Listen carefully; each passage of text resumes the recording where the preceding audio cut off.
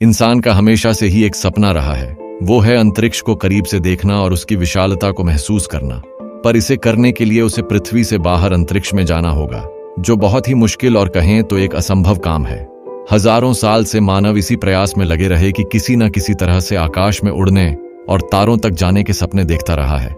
पर उसका ये सपना 70 साल पहले ही सच हुआ था, जब मानव इतिहास के पहले अंतरिक्ष यात्री यूरी गगारिन अंतरिक्ष में जाकर वापस पृथ्वी पर आए। अंतरिक्ष के एक नए युग की शुरुआत हो चुकी थी और मानव अब चांद पर भी जाकर वापस आ चुका था। पर इन सभी मिशनों को पूरा करने के पीछे जो सबसे बड़ी ताकत थी वो थी रॉकेट। इसी रॉकेट की मदद से हमने स्पेस में हजारों सैटेलाइट और 500 से ज्यादा लोगों को अंतरिक्ष में भेजा और लगातार इसी की मदद से हम आगे आने वाले मिशनों को अंजाम देते आ रहे हैं। पर लगातार रॉकेट के जरिए अंतरिक्ष में जाना अब भी बहुत खर्चीला होता जा रहा है। अधिकांश रॉकेट केवल एक ही बार इस्तेमाल होते हैं, जो पृथ्वी के रिसोर्सेज को ज्यादा डैमेज कर रहे हैं। इसी को ध्यान में रखते हुए स्पेसएक्स के फाउंडर एलन मस्क ने स्टारशिप मिशन को दुनिया के सामने रखा है, जो भविष्य में स्पेस ट्रैवल को बदलने की ताकत रखता है। स्पेसएक्स यहाँ ऐसा रॉकेट यूज करने वाला है जो कम फ्यूल में ही भारी से भारी कार्गो और कई इंसानों को इस स्पेस में ले जा सकता है। अगर ये मिशन कामयाब हो जाता है तो हम और आप आने वाले 50 साल के अंदर ही चांद या मंगल ग्रह पर आसानी से जा सकते हैं। तो आइए जानते हैं कि आखिर स्टारशिप मिशन क्या है और कैसे ये रॉकेट साइजिंग को हमेशा के लिए बदलने वाला है। अंतरिक्ष में होने वाले ज्यादातर मिशन उन रॉकेट्स के जरिए किए जाते रहे हैं जो केवल एक ही बार इस्तेमाल हो सकते हैं। इन रॉकेट सिस्टम में 2 बूस्टर और एक फ्यूल टैंक होता था, जहां हमारा यान उनसे जोड़कर ही पृथ्वी की ताकत और ग्रेविटी को पीछे करके अंतरिक्ष में कदम रखता था। आज भी विश्व की ज्यादातर एजेंसियां जैसे नासा, ईएसए और आइसरो इसी तरह के रॉकेट का उपयोग करती हैं। रॉकेट में लगे बूस्टर 2 मिनट तक फ्लाइट को अतिरिक्त थ्रस्ट देते हैं, जिससे रॉकेट पृथ्वी के ग्रेविटेशनल पुल यानी खिंचाव से बाहर आ जाता है। पृथ्वी की सतह से 45 किलोमीटर ऊपर जाते ही ये बूस्टर अलग होकर पैराशूट की मदद से समुद्र में गिर जाते हैं और हमारा रॉकेट फिर फ्यूल टैंक के बल पर पृथ्वी के ऑर्बिट की ओर जाता रहता है। पृथ्वी की सतह से करीब 113 किलोमीटर ऊपर पहुंचते ही ये फ्यूल टैंक, जिससे एक्सटर्नल टैंक भी कहते हैं, इसमें से स्पेसक्राफ्ट यानी सैटेलाइट से दूर होकर अपनी निर्धारित ट्रैजेक्टरी पर गिरने लगता है। इस प्रक्रिया में फ्यूल टैंक पृथ्वी के एटमॉस्फेयर में आकर जलकर खत्म हो जाता है। फ्यूल टैंक पूरे मिशन का आधार होता है और सबसे ज्यादा फ्यूल इसी टैंक में रखा जाता है। पर यह टैंक केवल एक ही बार इस्तेमाल में लाया जा सकता है, इसलिए ज्यादातर स्पेस मिशन में रॉकेट लॉन्चिंग एक बहुत ही खर्चीली प्रक्रिया बन जाती है। आइसरो और तमाम एजेंसियों के लिए इस समस्या को कम करना एक बहुत बड़ा चैलेंज है, पर असंभव नहीं है। स्पेसएक्स ने इसी प्रॉब्लम को दूर करने के साथ साथ सबसे ताकतवर रॉकेट बनाने का भी काम शुरू किया है, जिससे वो साल 2050 तक चाहते हैं कि हजारों लोगों को मंगल ग्रह पर पहुंचा सकें। स्टारशिप प्रोजेक्ट के नाम से मशहूर इस मिशन में स्पेसएक्स एक ऐसा रॉकेट बनाने वाला है जो अगर पूरा हो जाता है तो एक बार में ही सैकड़ों लोगों को मंगल ग्रह पर ले जाएगा। स्टारशिप प्रोग्राम एक ऐसा ट्रांसपोर्टेशन सिस्टम है जिसमें रॉकेट 2 हिस्सों यानी 2 स्टेज में बटा हुआ है। पहले स्टेज में एक सुपर हैवी रॉकेट बूस्टर है, वहीं दूसरे स्टेज में स्टारशिप नाम का स्पेसक्राफ्ट इसी बूस्टर के साथ अटैच है। यही मुख्य यान है जिससे स्टेज 1 पर लगा रॉकेट बूस्टर पृथ्वी के ग्रेविटेशनल फोर्स से बाहर ले जाकर स्पेस में ले जाएगा। वहीं स्टेज 2 पर स्टारशिप में स्पेसक्राफ्ट है जो अंतरिक्ष यात्रियों को अंतरिक्ष में ले जाने के लिए बनाया गया है। इसकी ऊंचाई 50 मीटर के करीब है और इसके साथ लगा बूस्टर करीब 70 मीटर लंबा है। इन दोनों की कुल हाइट 120 मीटर बनती है, जो कि इस रॉकेट को पहले से बने पीसैट रॉकेट से 3 गुना ज्यादा बनाती है। वहीं नासा के अब तक के सबसे ताकतवर रॉकेट सैटर्न वी, जिससे चांद पर मानव को भेजा गया था, स्टारशिप उससे भी 9 मीटर लंबा है। स्टारशिप का मुख्य यान स्टेनलेस स्टील से बना हुआ है। ये स्पेसएक्स के बने पिछले स्पेसक्राफ्ट से ज्यादा मजबूत है और इसके साथ इसमें थर्मल प्रोटेक्शन सिस्टम भी है, जो स्पेसक्राफ्ट को एटमॉस्फेयर में री एंट्री करते वक्त बचाएगा। इसके लिए स्पेसएक्स ने खास हेक्सागोनल टाइल्स स्टारशिप पर लगाए हैं, जो बहुत अधिक हीट को सह सकते हैं। इसके साथ साथ इस यान में अगली पीढ़ी का इंजन भी लगा हुआ है, जिसे रैप्टर इंजन कहा जाता है। ये इंजन क्रायोजेनिक फ्यूल पर काम करते हैं। इस इंजन में प्रोपेलेंट के लिए लिक्विड मीथेन और लिक्विड ऑक्सीजन का इस्तेमाल किया गया है। मीथेन आम रॉकेट फ्यूल से ज्यादा बेहतर थ्रस्ट पैदा करता है और रॉकेट को जितना थ्रस्ट मिलेगा उतना ही तेज वह स्पेस में जा सकेगा। इसके साथ साथ चांद और मंगल पर मीथेन को बनाना आसान है, जिससे रिटर्न जर्नी में हम फ्यूल को लेकर ज्यादा परेशान नहीं होंगे। रैप्टर इंजन बहुत शक्तिशाली हैं। इन्हें बनाने में स्पेसएक्स को 10 साल से ज्यादा का समय लगा है। ये बाकी रॉकेट इंजन से काफी कम ईंधन की खपत करते हैं। ये इंजन अगर मंगल तक एक बार पहुंच जाएं, तो मंगल पर बनाया गया ईंधन इसके अंदर डालकर दोबारा पृथ्वी पर आया जा सकता है, जिससे पृथ्वी से मंगल तक और मंगल से पृथ्वी तक की गई यात्रा की लागत काफी कम हो सकती है।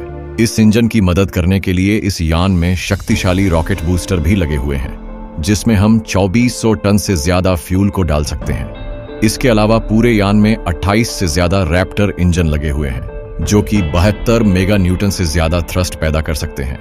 इतने थ्रस्ट से हम अंतरिक्ष में 100 टन से लेकर 150 टन तक के पेलोड को ले जा सकते हैं। इसीलिए इस रॉकेट को अब तक का बना हुआ सबसे शक्तिशाली रॉकेट कहा जा रहा है। इतना शक्तिशाली होने के बाद भी इस रॉकेट के इंजन की खपत काफी ज्यादा कम है। वैज्ञानिकों के अनुसार यह रॉकेट चांद पर लैंडिंग करने के दौरान इस्तेमाल किए गए सैटर्न वी रॉकेट से भी ज्यादा शक्तिशाली है। आइए अब जानते हैं कि किस तरह स्टारशिप चांद और मंगल ग्रह पर जाने वाला है और भविष्य में स्पेसएक्स किस तरह मंगल पर इंसान को बसाने की योजना बना रहा है। स्पेसएक्स साल 2023 में चांद पर मानव को भेज रहा है। स्पेस टूरिज्म के वेज पर स्पेसएक्स कुछ लोगों को पृथ्वी से सीधे चांद की ओर ले जाएगा। पृथ्वी और मंगल की दूरी बहुत कम हो जाती है जब ये दोनों ग्रह हर 26 महीने में एकदम पास होते हैं, और यही समय होता है जब हम कोई मिशन मंगल पर भेज सकते हैं। स्टारशिप इसी प्रोजेक्ट अप्रोच में लॉन्च होगा। इस मिशन को 6 चरणों में किया जाएगा। सबसे पहले स्टारशिप और super heavy rocket booster launch होंगे। 3 मिनट बाद बूस्टर स्टारशिप से अलग हो जाएगा और वापस पृथ्वी पर लौट आएगा। दूसरे स्टेप में स्टारशिप पृथ्वी के ऑर्बिट में पहुंच जाएगा और फ्यूल टैंकर का इंतजार करेगा। तीसरे चरण में एक फ्यूल टैंकर पृथ्वी से लॉन्च किया जाएगा, जो सीधे स्टारशिप के साथ जुड़ जाएगा और अपना फ्यूल उसमें ट्रांसफर कर देगा और वापस पृथ्वी पर लौट आएगा। ये सभी काम पृथ्वी के लो ऑर्बिट में ही पूरे हो जाएंगे। फिर चौथे स्टेज में स्टारशिप रिफिल होने के बाद सीधा मंगल ग्रह की ओर जाएगा। इसे वहां पहुंचने में 6 महीने लगेंगे। मंगल के ऑर्बिट में आते ही फिर स्टारशिप उसकी सरफेस पर लैंड करने की कोशिश करेगा। लैंड करते वक्त स्टारशिप की रफ्तार करीब 7.5 किलोमीटर प्रति सेकंड होगी, जिसमें उसे मार्शियन एटमॉस्फेयर में खतरनाक हीट का सामना करना पड़ेगा। पर स्टारशिप में लगे एडवांस्ड थर्मल प्रोटेक्शन सिस्टम इसे आसानी से बचा लेंगे। 5वें स्टेज में स्टारशिप मंगल पर लैंड होकर वहां से मंगल के ही संसाधनों, पानी और कार्बन डाइऑक्साइड की मदद से अपने को रिफिल करेगा और मंगल की सतह से ही पृथ्वी के लिए लॉन्च होगा। इस तरह स्टारशिप एक ही रॉकेट की मदद से डायरेक्ट पृथ्वी और मंगल पर जा सकता है और स्पेस में और मंगल पर दोनों ही जगह अपने फ्यूल को दोबारा रिफिल कर सकता है। फिलहाल अभी किसी के पास में इस तरह का स्पेसक्राफ्ट मौजूद नहीं है। इसी तकनीक और स्टारशिप की मदद से एलन मस्क 2050 तक 10 लाख लोगों को मंगल पर भेजकर एक मून कॉलोनी बनाने की कोशिश कर रहे हैं। पर यह काम फिलहाल बहुत ही मुश्किल है, क्योंकि मंगल पर केवल 26 महीने के बाद ही मिशन किया जा सकता है। इसलिए 2050 तक अगर उन्हें 10 लाख लोगों को स्टारशिप के जरिए मंगल पर भेजना है, तो उन्हें केवल 12 मौके मिलेंगे, और इन 12 मौकों पर 10 लाख लोगों को भेजने के लिए कम से कम 10,000 स्टारशिप को मंगल पर भेजना होगा, जो फिलहाल एक बहुत ही कठिन और सोच से परे काम है। इसके साथ साथ स्टारशिप के अंदर 40 केबिन बनाए जाएंगे, जिससे कम से कम 100 अंतरिक्ष यात्री इस स्टारशिप में बैठकर मंगल पर जा सकें। इसकी सीटिंग कैपेसिटी आज के स्पेसक्राफ्ट से 15 गुना ज्यादा है। स्पेसएक्स का स्टारशिप नासा के साथ मिलकर अगला मून मिशन भी करने वाला है। आर्टेमिस प्रोग्राम का यह मून मिशन चांद पर पहली बार किसी महिला और अगले पुरुष अंतरिक्ष यात्री को भेजने का मिशन है। साथ ही साथ इस मिशन पर चांद पर एक स्टेशन भी बनाया जाएगा। 2020 में नासा ने स्टारशिप मिशन को जल्द से जल्द पूरा करने के लिए स्टारशिप सिस्टम जो इस्तेमाल होने वाला है, उसके भारी स्ट्रक्चर पर वाइब्रेशन के साथ होने वाले बल से बचने के लिए इस्तेमाल किए जाने वाले हीट शील्ड मौजूद नहीं है, जिसका मतलब है कि एक बार लॉन्च होने के बाद से ही यान अंतरिक्ष में ही रहेगा और वापस कभी लौटेगा नहीं। इसके बाद नासा स्टारशिप के जरिए अपने कई सैटेलाइट और टेलीस्कोप भी अंतरिक्ष में छोड़ने की सोच रहा है। माना जा रहा है कि आने वाले समय में शायद हम जेम्स वेब टेलीस्कोप की लॉन्चिंग भी स्टारशिप के जरिए होते हुए देखेंगे। अगर ये कामयाब हो जाता है तो फिर अंतरिक्ष की हमारी समझ कई गुना बढ़ जाएगी, जो हमें और एडवांस सभ्यता बना देगी। फिलहाल स्टारशिप अभी डेवलपमेंट पीरियड में है और जल्द ही पूरा होने वाला है। अगर ये पूरा हो जाता है तो वर्ल्ड मार्केट में इससे सस्ता विकल्प नहीं होगा और स्पेसएक्स एक उभरती हुई कंपनी बनकर सामने आएगी। अगर भारत को स्पेसएक्स से मुकाबला करना है तो आईएसआरओ को अपनी रिसर्च के साथ साथ प्राइवेट इंडियन कंपनियों की भी मदद लेनी पड़ेगी। जो लगातार अलग अलग तरह के शक्तिशाली रॉकेट इंजन बनाने में लगी हुई है। आप लोग भी इस काम में मदद कर सकते हैं। अधिक से अधिक लोगों को साइंस के लिए जागरूक कर आप भारत को एक बेहतर और आधुनिक देश बना सकते हैं, जो भविष्य में स्पेस में और बेहतर कर सकेगा। जितने ज्यादा लोग साइंस और रिसर्च फील्ड में योगदान देंगे, उतना ही हमारे वैज्ञानिकों का आत्मविश्वास बढ़ेगा, जिससे आने वाले समय में आप और बेहतर मिशन होते हुए देख पाएंगे। तो दोस्तों, ये थी पूरी कहानी स्टारशिप मिशन की, पेश किया कॉस्मिक एक्सप्लोरर के द्वारा।